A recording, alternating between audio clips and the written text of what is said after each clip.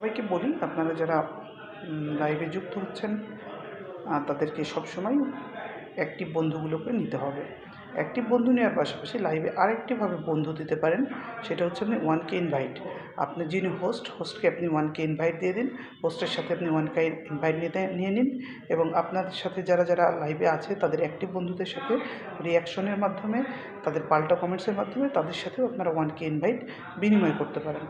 এইভাবে আপনি যদি প্রতিদিন 2টা লাইভও অ্যাটেন্ড করতে পারেন, দেখবেন প্রতিদিন আপনার মিনিমাম 50টা করে অ্যাক্টিভ ফলোয়ার বাড়ছে। প্রশ্ন হচ্ছে 1K ইনভাইট কীভাবে দেবেন?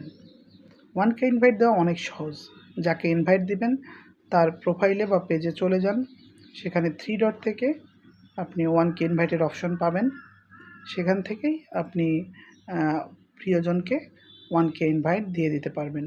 একটা অপশন আসবে, সেই অপশনে আপনাকে 1K ইনভাইটের জন্য দিতে বলবে, সেটা সিলেক্ট করে দিলে 1K ইনভাইট সেন্ড হয়ে যাবে।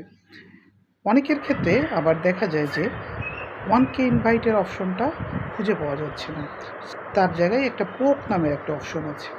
সো এই ক্ষেত্রে আমাদের করণীয় হচ্ছে সেই 1K ইনভাইটের জায়গাটা খুঁজে বের করা।